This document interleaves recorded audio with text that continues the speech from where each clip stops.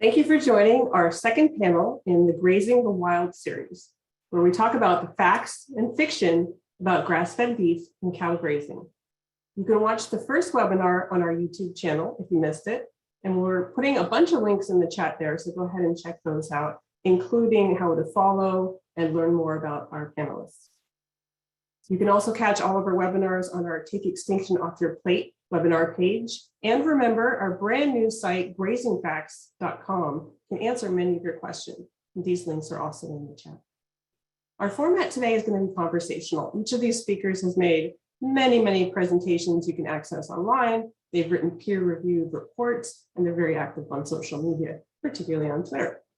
Today is more of an opportunity to hear from them directly and to map out spaces of overlap, disagreement, and to kind of get a little bit more nuanced on this topic.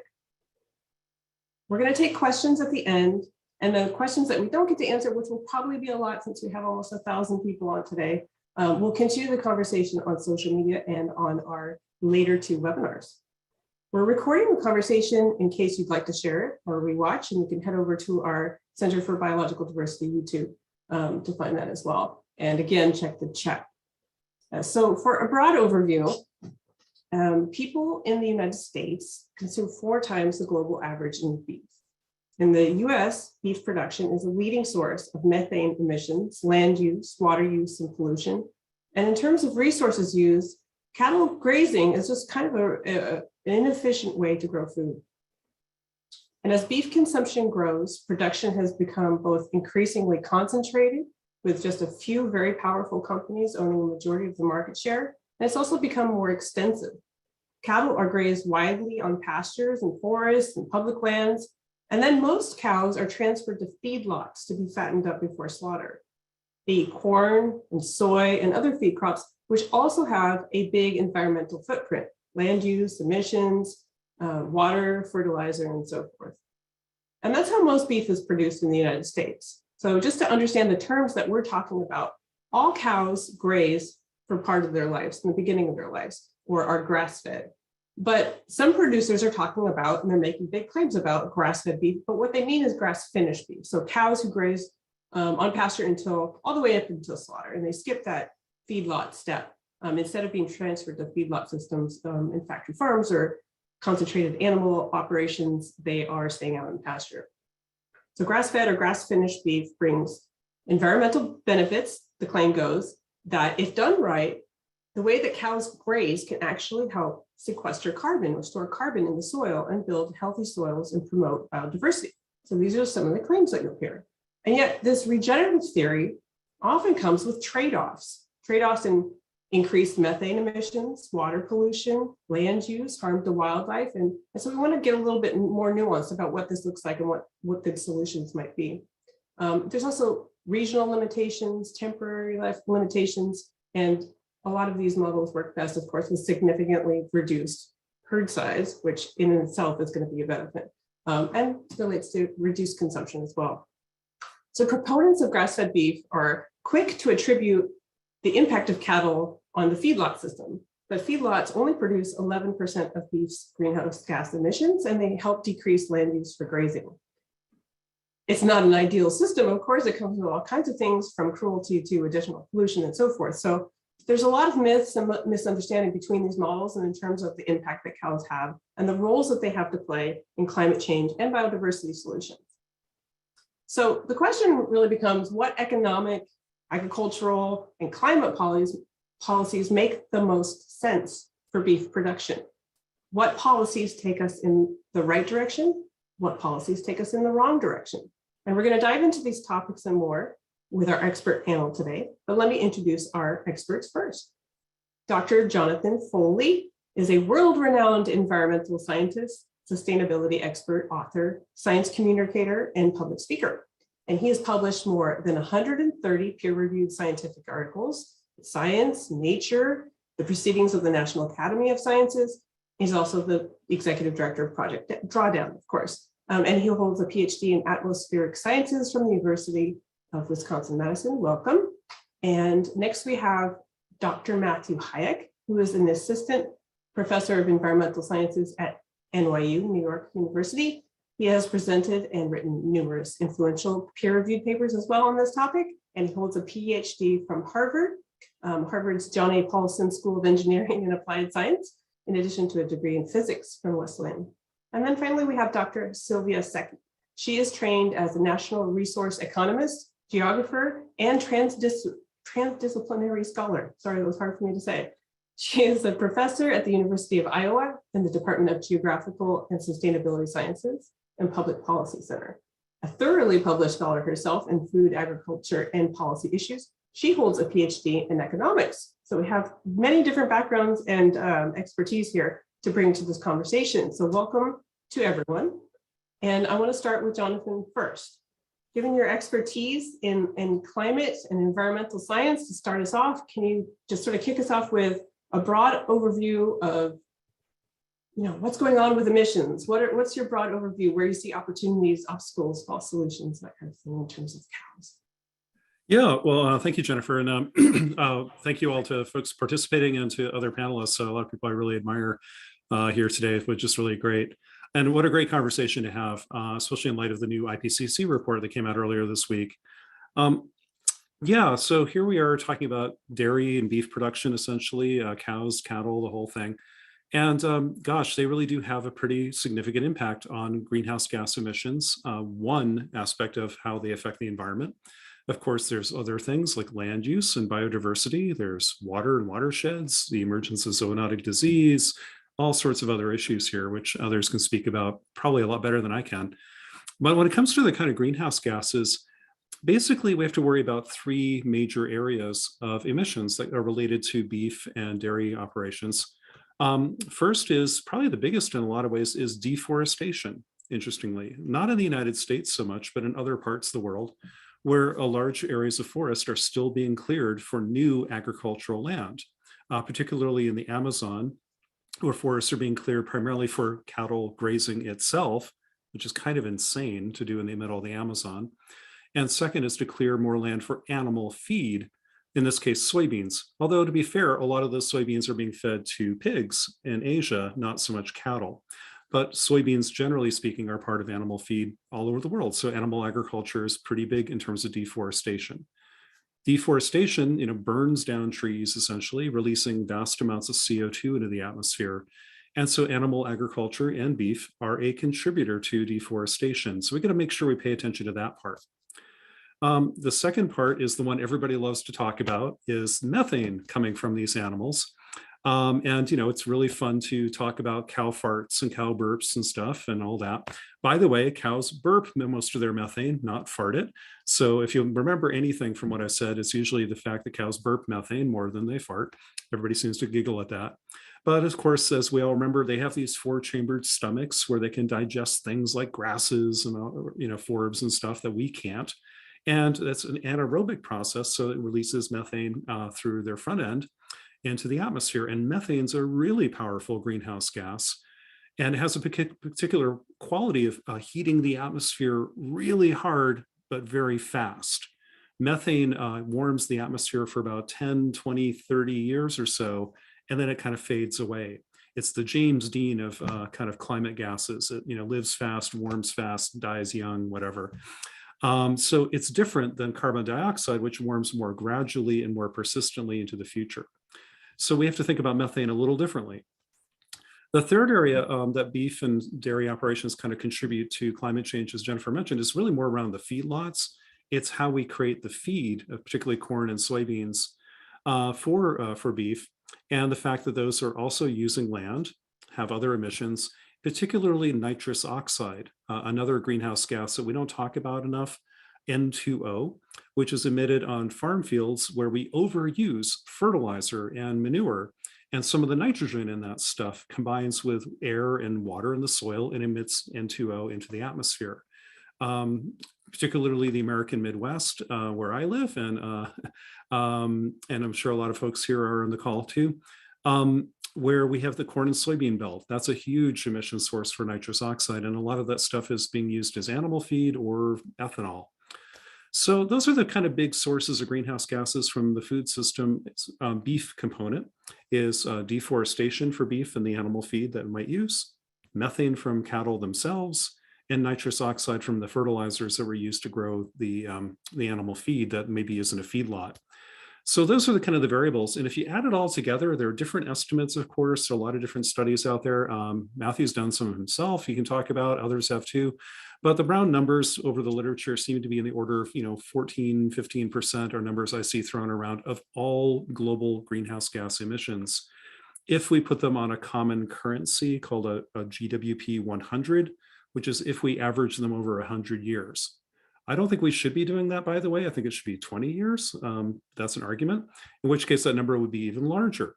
But let's call it 100, and I'd say it's around 14, call it 15% of all greenhouse gas emissions come from basically beef and dairy operations, whether grass or feedlot and combined. To put that in perspective, the entire United States today is about 12% of global emissions. Everything we do in the United States is smaller than that. If beef and dairy were a country, it'd be the second largest emitter of greenhouse gases in the world after China. So that's pretty significant. And well, it's huge. And so it's really important to see what we can do about that. And I'm sure others will speak to this too. The question is grass finished beef truly better? Well, it might be in some respects, but there are going to be trade-offs I'm sure we'll talk about. More land will be needed. That's going to be a problem. Is the methane really accounted for properly? Probably not. Is the soil carbon built up in the soil really as vast as some people are saying it might be? Probably not, would be my guess, and what a lot of the literature seems to point out. And then how long can you keep doing it? Do the soils kind of effectively saturate, not hold more carbon after a little while, maybe a decade or two? Probably. And is it truly permanent? Or are those soils potentially lost in the future when farming practices change again? And most of all, is this even verifiable? Can we measure it? Can we count on it? How do we audit it? All these kinds of questions come up. And unfortunately, while there might be some good potential here to make some incremental improvements, and that's good, are we kind of losing sight of that compared to what might be a lot of hyperbole by a few loud voices kind of claiming vast amounts of carbon storage, which may not be physically realistic or justified by the science? So there's a lot of open questions here, and I'm looking forward to seeing how we can dive into this.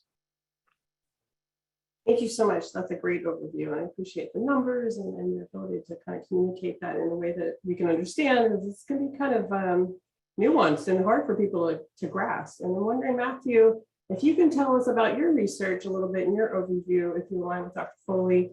And, we were just talking about before your 2018 paper. Maybe you can tell us about land use. What would grass-fed beef mean for land use?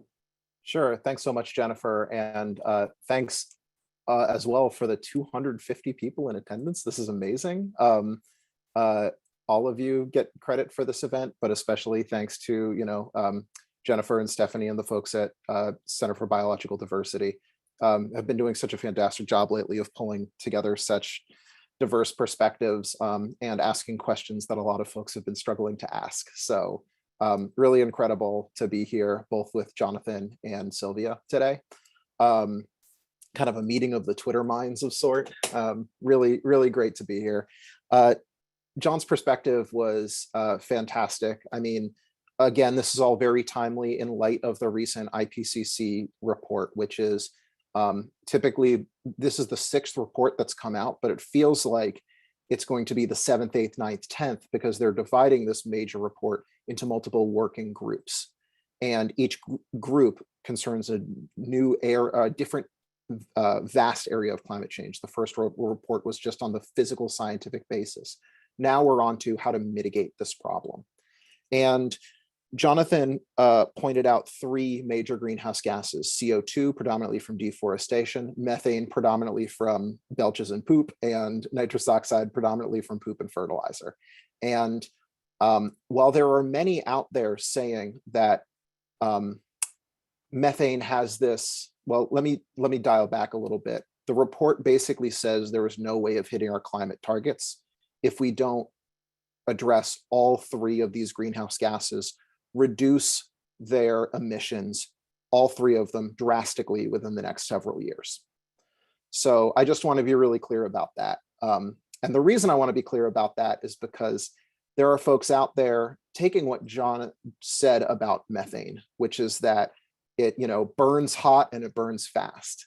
And they just kind of focus on the fast part, and they go, well, and they say a true statement here, which is that because it burns so fast, we don't have to decrease our emissions down to zero in order to stop global warming.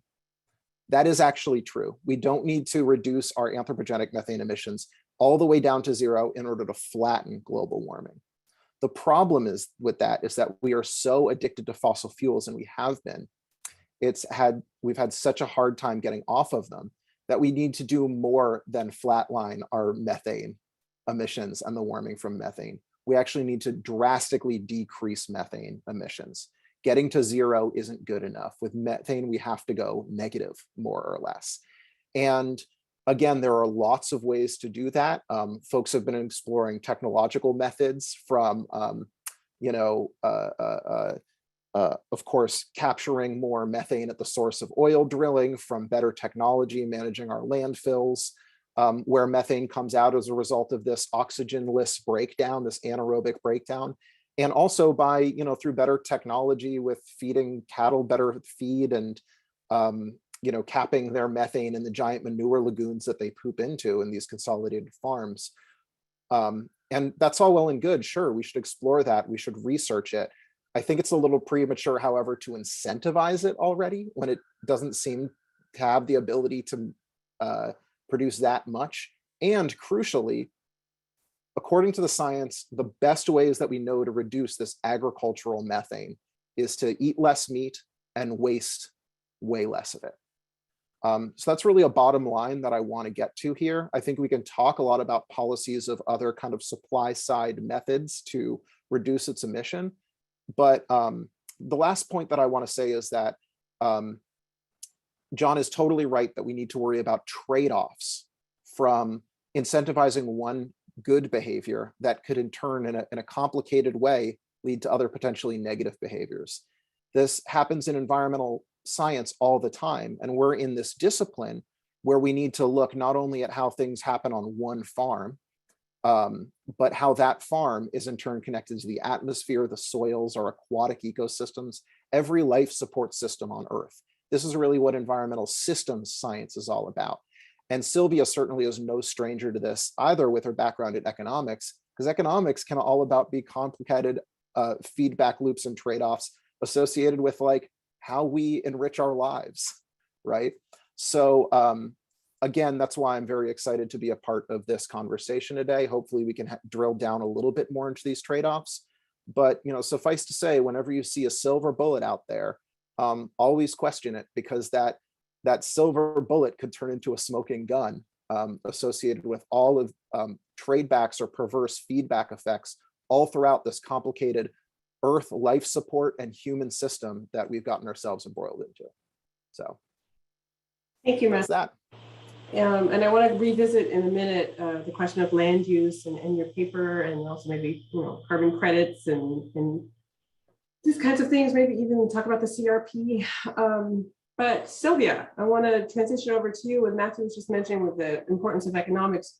You've been a vocal critic of a lot of industry greenwashing in Iowa, for example. I encourage everyone to check out Dr. Sekvi on Twitter. I put her link in there, Professor Sekvi, for some incredibly informative posts and her podcast link about ethanol and corn overproduction, water pollution from animal agriculture and so forth, but also the way that politics are playing out on both sides of this. Both sides of the aisle in ways that aren't necessarily good for the environment. So my question is, can you talk a little bit about the idea you stated previously that there's no climate solution, no regenerative agriculture solution until the US addresses the policy of systemic agricultural overproduction? And you talked to us about subsidies and overproduction, crop insurance, for example, that encourages pollution, so that we get a frame on scalability of the solutions in your work. Yes, and let me reiterate what Matthew said before. Thank you so much for hosting this. And these are really, you talked about our podcast with my colleagues here at the University of Iowa. I think these are really, really important issues, and we don't have enough representation of these issues. The industry has been flooding the zone, if you will, with a lot of we can call it greenwashing. My 15-year-old called it propaganda. Living in Iowa, my friend Chris Jones calls some of these people oligarchs from CAFOs or ethanolians. So I think it's really important that people understand, as you were saying, Jennifer, and as Matthew was saying, this is not like a free market. And this is a system that is driven by policy. In fact, I would say this has always been driven by policy from white settlement on, right? The way the land was allotted to white people and taken away from Native Americans in North America was a policy. It was a policy choice. And the way we have chosen, for example, to allow grazing Bureau of Land Management land, that's a policy, right? And to a large extent, what we're seeing now is the result of the acceleration of these policies, in which all we can really do is produce more and more of the same. We are very, very good at these very simple systems, right? We have the land grant university systems, we have subsidized research and development, we have whole ag biosystem departments. And what they do is they call it optimize. I would say they're externalizing costs, right? So what we have, because of the subsidies and the lack of accounting for the social costs of these practices, we have a wide gap between what we pay at the store, which causes that level of consumption of meat in particular, and ethanol, but that's really to the mandate too, versus what it costs to the planet, right? As Jonathan was illustrating at the beginning. We have this huge gap, and this is what the industry is afraid of addressing. So the issue here is that upstream of the production of cattle, there is subsidies via the crop insurance program. And the crop insurance program focuses on grains, particularly corn, and oil seeds like soybeans, so on the feedstocks for these animals, so they're cheaper, right? And so that decreases the inputs and increases the capacity of the industry to produce. And then at the level of these of livestock production, we don't account for environmental costs. And so the beef is cheaper. I live in Iowa, and we don't have as much beef as other places, but it's amazing. Anytime you take your car out of town, there's cows in the creek. That's pollution, right? And there's no accountability for that. There's erosion on the creek banks. So that is not accounted for in the cost of the meat. So many of my colleagues in economics say, oh, this is a much more efficient system. Well, it's efficient because we don't account for so many portions of it. And I would say, going forward, some of the things that Matthew was talking about really worry me a lot, because I think that industry has realized that there's money to be made from climate change mitigation in ways that don't fundamentally challenge these crucial, critical imbalances. And so we're seeing now money for biodigesters.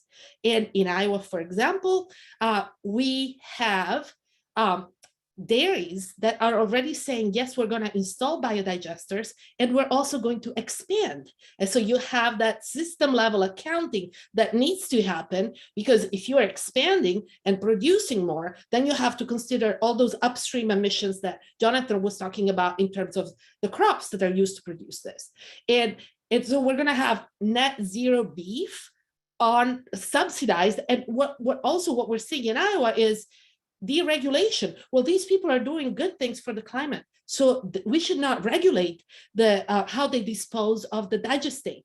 Well, the digestate hasn't lost any nitrogen, and so we're still a pollutant. So I am concerned that going forward, there's not going to be that system level analysis of some of the policies that rely on public money, and this is gonna, it's very important what Jonathan said at the beginning in terms of deforestation, because this spills over, it leaks into world supply chains and, via international markets.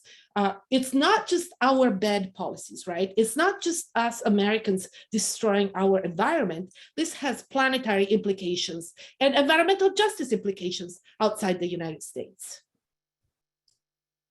Thank you so much, Sylvia.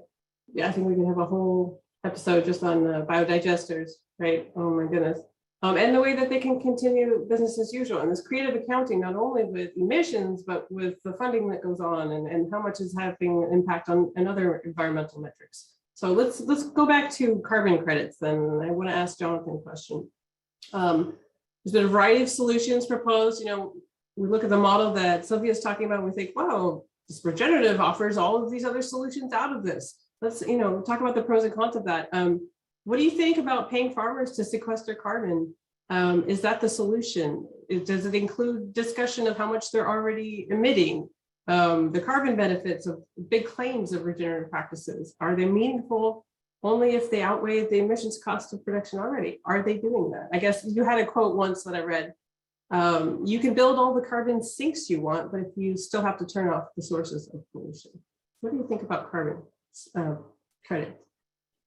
Well, the joke about, have you ever met a one-handed scientist? I'm going to try to be balanced here, saying on one hand, it's good that farmers are encouraged to put more carbon back on the landscape. That would be a good thing, whether it's in soils or in restored vegetation, buffer strips, more, silvopasture. There are a lot of good things that I would like to see incentivized, whether it's in croplands or pastures, that could restore the health of those systems somewhat. I think, overall, that is a good thing.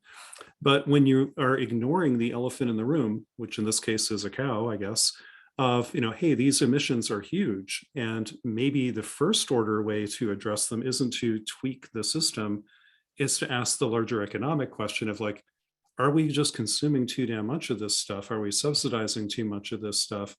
And are we wasting too much of this stuff?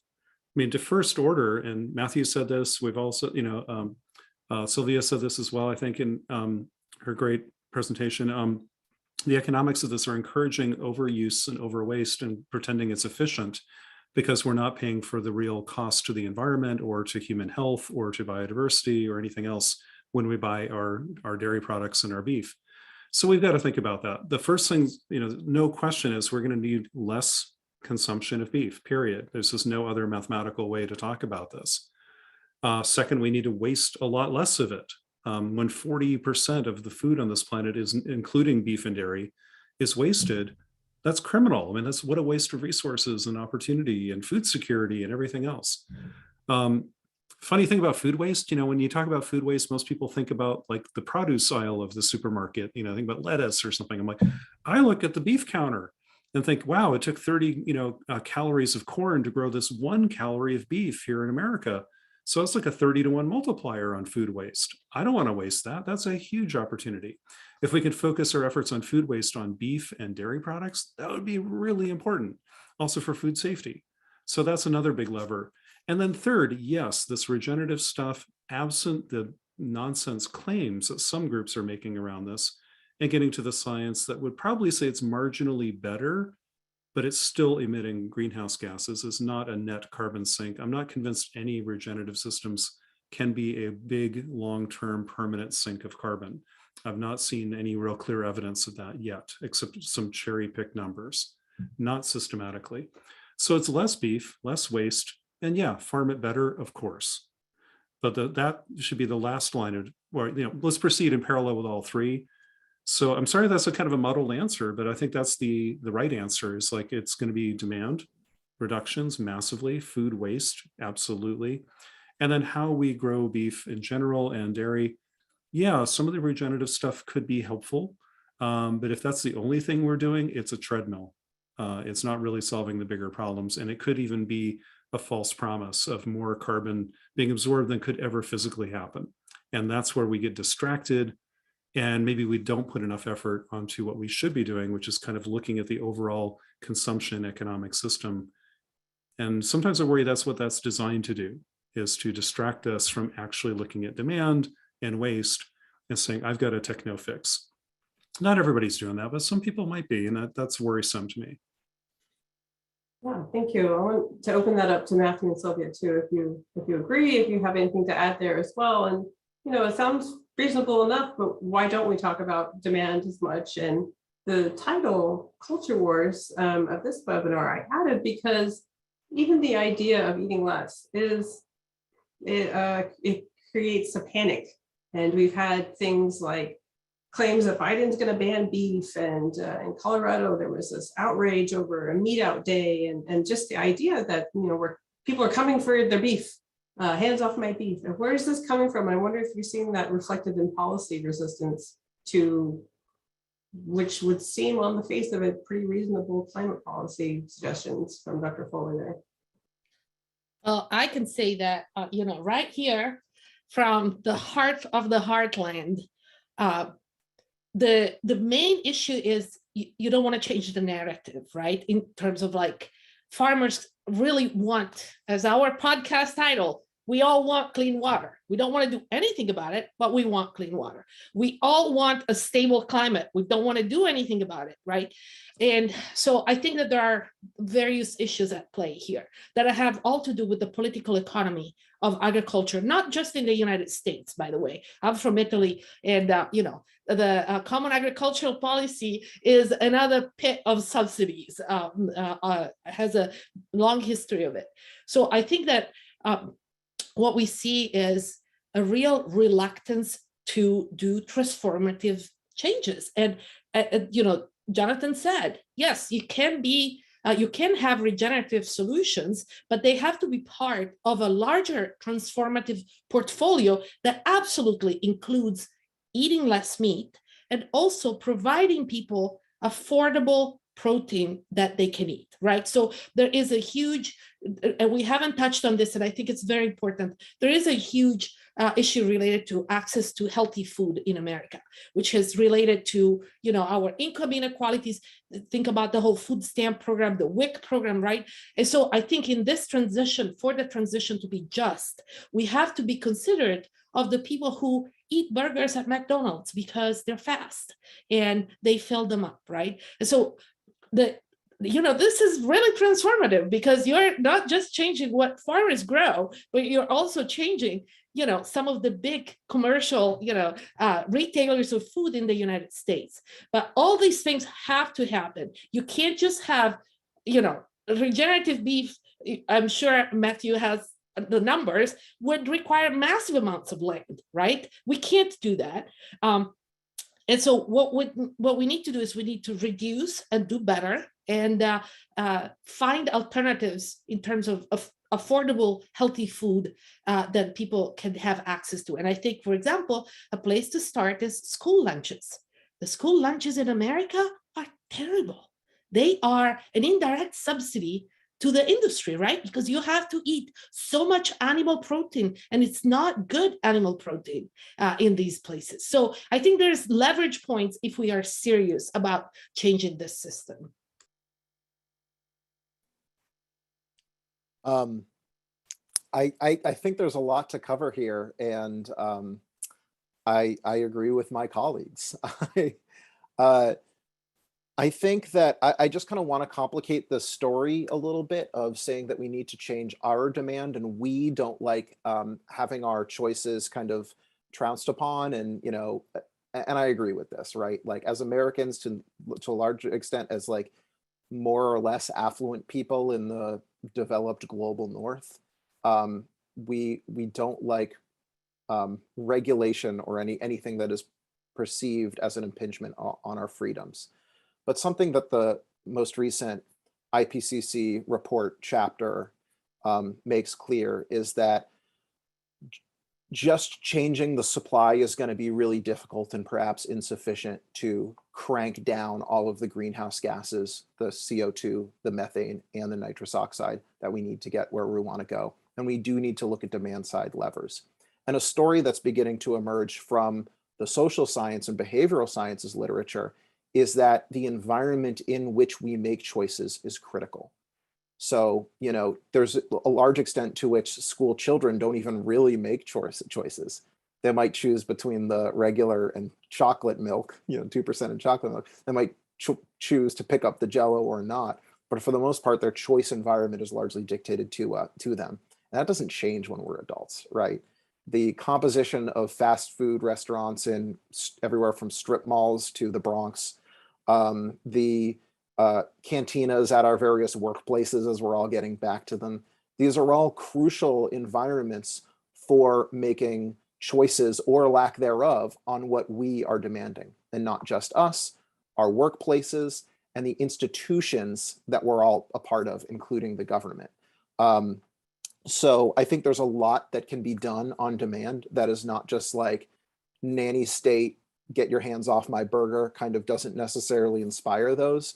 There's lots of ways that we can in a smart way, pull the rug out from this overconsumption in a ways that can address the overproduction, including like the billions of, I'm exaggerating here, but we have like billions of tons of meat and cheese in like caves in the Ozarks, right? There's a massive amount of overproduction and consumption because of these subsidies, because the government is a reliable purchaser of all of this overproduction.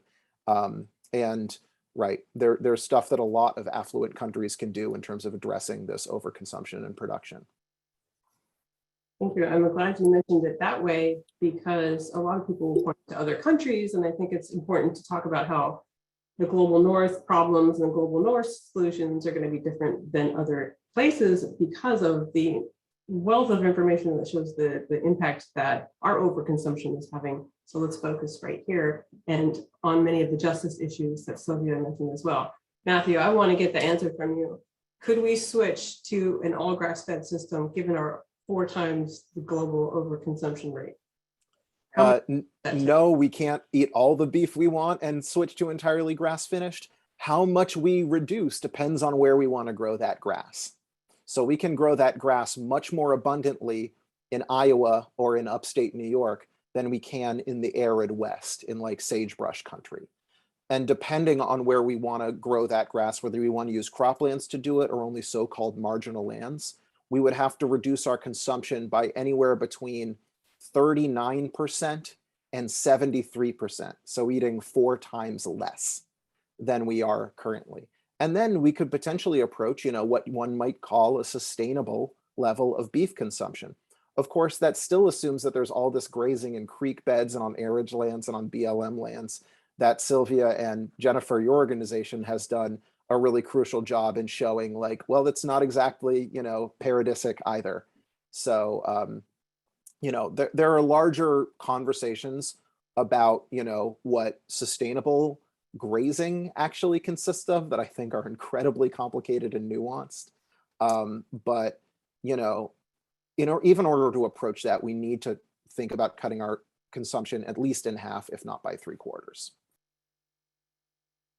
Thank you. And then Sylvia, I want to ask you, could the beef industry exist? I know a lot of people probably in the comments thinking, what's grass? And it has all these benefits. And, they've got a lot of questions to ask, and I'm going to get to those in a second. Could the beef industry exist without subsidies? Well, let's also not forget that the beef industry is highly concentrated. It's an oligopoly, right? So the distortion of prices here it's in every element of the supply chain. It happens at the farm level because of the, whether we're talking about leasing grazelands, public grazelands, or whether we're talking about finishing and the cost of that feed, all the way up to the slaughterhouse, where we have issues related to labor. Right, we've seen during COVID that these slaughterhouse farmers are some of the people who got hit the hardest because of COVID. So I think that without the subsidies and the subsidies writ large, Jennifer, because the technology we have created is a subsidy too, right? We have created a system in which we have this kind of feedlots, we have this kind of waste systems, waste disposal systems. I think it would look very different. It would look very much smaller. I think American agriculture would look very different if we didn't have all these subsidies that essentially drive the overproduction of the feed, right? And it's almost like, oh, if there are economists here, they're going to be very mad at me, but the production of corn and soybeans in America is now an independent variable. We have that production, we need to dispose of it. It has nothing to do with market forces. And so downstream of that comes the ethanol and comes the CAFOs and comes the corn finished beef. So if we hit that, like if we got rid of that, the system would look very, very different. And one of the things that's really interesting is we don't even have the capacity to model these changes very well because, you know, nobody really even wants to talk about them because they would be really transformative. Thank you. And, you know, I think this just sort of adds to what Matthew's point is. I think it's something like $20 million worth of cheese stored that the government buys back. And this is true with corn. And this is why we have the ethanol industry. And people are thinking about it differently. You know, they think, well, we have all these cows, and so we need all this corn. But it's really that we have all this corn, and so we need all these cows. And this is not a healthy system. And so I imagine that there are people listening who are thinking, but I'm talking about small regenerative family farms, not this larger model of consolidated mega power and so forth. But the problem is the system that you're talking about, right? And, you know, I encourage people to look into how much legumes, fruits and vegetables are subsidized, because it's not what we're talking about.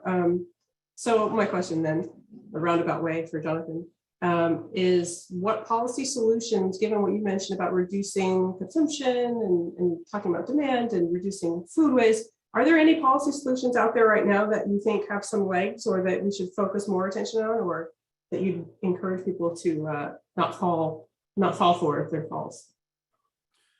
Yeah, well, Sylvia explains this far better than I can as an economist and knows much more about this. But clearly, the ethanol subsidy we have, I mean, we're propping up a corn cartel essentially across America that is vastly larger than it should be. If you ask, it's a really interesting question. One of my former graduate students, Emily Cassidy, did a really wonderful master's thesis at the University of Minnesota years ago, where she analyzed the world's crop production, but not in tons per hectare or bushels per acre, but in terms of how many meals ultimately were delivered to people from that acre of land through its current agricultural use. And when you look at the upper Midwest, where Sylvia and I both live, it's kind of depressing because we grow so much stuff and yet it feeds so few people because most of it's diverted into gas tanks and into the bellies of animals. And then we eat the animals. So interestingly, like Bangladesh feeds more people per acre than Iowa can. Not because the corn isn't a bad plant, it isn't, it's a magnificent crop. But as a system, economic, political, and subsidized system, we're misusing it so badly. Most of the corn we grow in this country, you can drive from Pennsylvania to Colorado and see nothing but corn and soybeans. Most of it's used for non-food purposes. Well, feed indirectly becomes food, 30-to-1. Or, you know, high fructose corn syrup, but mostly it's used for ethanol and things like that. That's crazy. And we're subsidizing that. And we haven't even mentioned some of the big externalities, not just climate change and watershed impairment and human health, nitrate issues in groundwater across the upper Midwest, blue baby syndrome, oh my God. But also, you know, the death of the dead zone in the Gulf of Mexico, which is entirely produced by this corn and soybean belt. The fertilizer runoff from the upper Mississippi is literally killing part of our coastal oceans. That's insane. And we're subsidizing that to happen. We want that to happen. We're paying for that to happen. We need to think really harder about this and say, if we're going to subsidize agriculture, which I think we're going to have to, should we do it with the greatest public benefit to health, to equity, to justice, to the environment, to long-term well-being of our country? We sure as hell aren't doing that now. So it's kind of easy for me to wave my arms and say we should just get rid of the subsidies and all that. But that's largely a political question, not just an economic one. There's a lot of power brokers in the system that are very powerful and keep it the way it is. But we as consumers can do our little policy changes too about what we eat and what we do, where we work, where schools are, and, you know, nudge those things along through putting our monies where, you know, where our mouths are in terms of dietary changes and food waste and all these things too.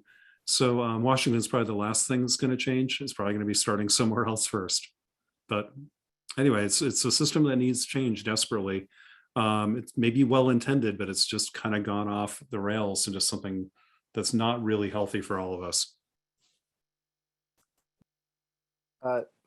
Thanks for that, John. I agree wholeheartedly that like the renewable fuel standard has been really decimating a lot of the American Midwest and a lot of the natural beauty there, and as Sylvia very well knows. And at the same time, subsidies are nearly impossible to remove once you've already implemented, and there's somebody who becomes more powerful by benefiting off of them. And the reason I bring that up is not to say, you know, don't worry about the subsidies, let's move on. Of course, we need to address these things. And in my way, in John's way, in Sylvia's way, we all work on understanding what the ripple effects of these systems are. There was just a major study that came out of, I think, University of Wisconsin, where John got his PhD, and Minnesota, where he was faculty for a while, showing the implications of the renewable fuel standard, not only because of all the fossil fuels they use, but the land clearing and tilling and carbon emissions that they led to, has amounted to all of this corn having a higher carbon footprint than the gasoline that it was supposed to displace.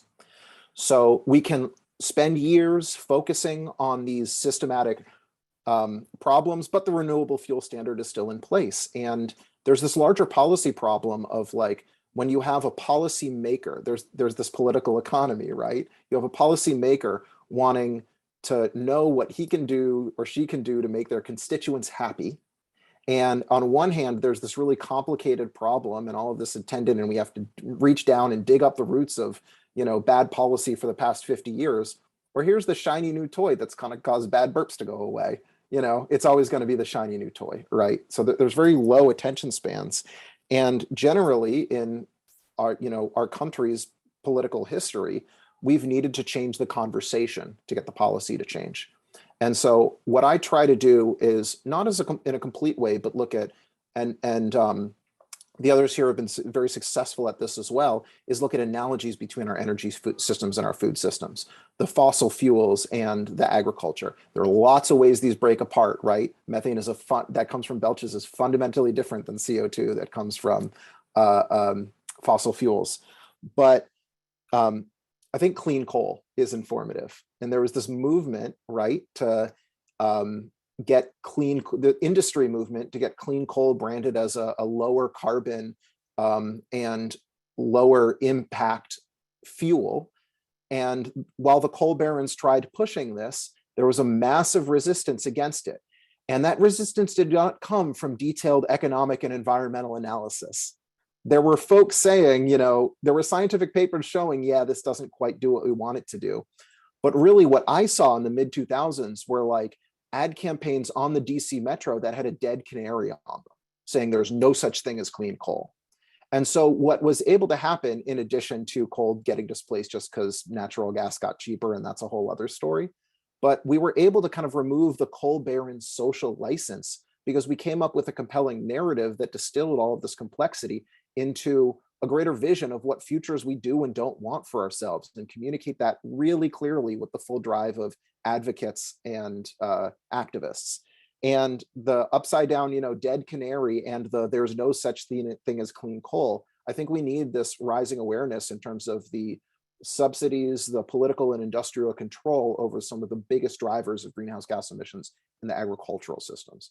Our agricultural conversations just are not where our energy systems are at. And there's this concept of the Overton window. There's what we debate on both sides versus the Overton window. That's where we're having the debate in the first place. And I think we need to shift the Overton window. You know, outside of the sciences, a big role of civil society has been and needs to be shifting the conversation to kind of relegate what isn't acceptable behavior anymore, especially from these large, you know, industrial agricultural operators and the increasing corporate consolidation of our first world livestock production. I cannot agree more with what Matthew just said. I think that, you know, one of the things we face is in Iowa, less than 3% of the people are farmers. They are all white people and they are richer than the average Iowa. But the narrative here is still that those are the real Iowan. I get told all the time, by the way, what do you know? You're not a farmer. And people who just grow corn and beans are like, well, don't get a farmer mad at you. What are you going to eat? I gotta say, I'm probably in one of the few households in Iowa that nixtamalates their own corn and makes corn tortillas from scratch. But if they don't give me their corn and beans, I'm gonna be just fine, right? So I think in terms of changing the narrative, I think we need to think about issues of power and agency and how really this is not working. We're depopulating rural areas. We are spending all this public money for which there is no accountability. And so trying to engage the public at large, the 97% of Iowans who are not farmers. And even with all, in Iowa, less than 20% of the economy is related to farming, the upstream, downstream, the ethanol, everything. So, there is 1 out of 5 Iowans that has a link to agriculture. We need to engage the other 4 who use the water for recreation, as Jonathan was saying, who are, who don't want to get blue baby syndrome, who are maybe worried that the nitrate standards don't reflect the latest science, right? And so all these are the issues that we need to bring to the fore, I think. Thank you so much. We only have a few minutes and like 100 questions, so we're not going to get to them. I'm sorry to everyone, but we will continue on social media. All of us are very active on Twitter, by the way. But you can also email me, and I'm going to tell you more about that in a second. But one of the questions I thought was interesting is, Sylvia, you mentioned access to food and access to healthy, sustainable food and justice issues. And our next webinar on this topic is going to be more about the history of cows and colonization and justice issues, and histories and legacies and land access and all these kinds of things. But the question is, do you folks see a potential future for regional food systems? Is this possible in diverse climates and growing areas in the US? I think this is a really interesting question, given climate impacts regionally, given the regional benefits where cows are more appropriate in some areas than other, and given efficiency issues. This is a complicated topic where we're talking about feed crops and CAFOs and factory farms and smaller grazing. Is this possible? Is a regional food system possible? Is that the solution we should look to? Any thoughts? Yeah, Christian Peters out of Tufts have actually done some really fantastic modeling in the Northeast, basically showing that there is a potential to expand regional food systems. It would just, if folks wanted to eat local, just like similarly if they wanted to eat only grass-fed beef, a fair amount of meat reduction would need to take place. And I saw multiple comments in the chats that was like, what should I eat? I try to purchase from local farmers. I try not to eat too much industrial food. And I think that's all well and good if you're eating from local farms. That's you're more locavore than the average bear. But there's a larger consideration, which I think would have to do with do unto others. The golden rule. What if everyone ate like I did? And I think eating locally is fantastic, but local food systems probably could not maintain, a porterhouse steak every week and multiple servings of chicken and, pork barbecues every other weekend, right? So there is not necessarily a meat-free future, but a drastically less meat consumption system in which a lot of our food is produced closer to home, if that's something you care about, right? But then there's a whole host of issues that and something that we haven't actually mentioned in this conversation yet is that food transportation only accounts for, for up to 11% of our food system emissions. So really, if you want to reduce your greenhouse gas footprint, eating less meat certainly should be on the table. If, however, there's a farmer at your farmer's market that you really like, if you like being able to know your farmer personally, there's a whole host of issues to kind of keep your money in the state. But it's not the kind of be all end all of environmentalism. because we all exist in systems. Most of our food production is globalized now at this point, and that doesn't even necessarily have a huge carbon footprint.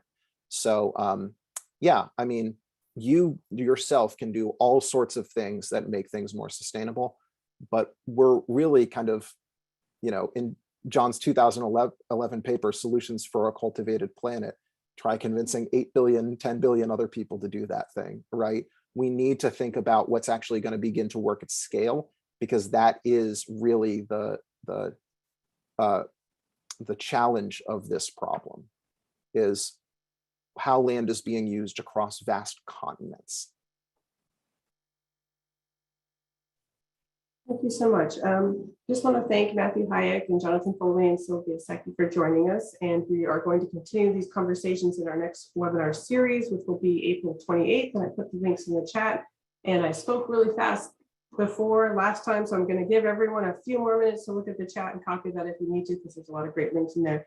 Any last comments from my great panelists, resources you'd like people to check out, or upcoming articles or websites or anything like that? Well, stay tuned for what happens with the Farm Bill discussions, because I think that there is a lever there, changing the crop insurance system to facilitate the existence of diversified farmers would be a really good place to start to move in the direction that Matthew was talking about. Project Drawdown. Fantastic set of solutions across the food and energy systems. Read everything Matthew, Sylvia, and Jennifer write. You'd be better off for it. I certainly do. Read everything. One of the questions we got was some books you can recommend as well. So if there's any off the top of your head, but if not, you can post some on Twitter for people as well. People are still reading books. I'm delighted to hear that. So that's great. But there's some great websites that you're all on as well. So thank you very much for your insights. I hope people will continue the conversation, and yeah, do your best for the planet. Thank you so much. Thanks, everyone.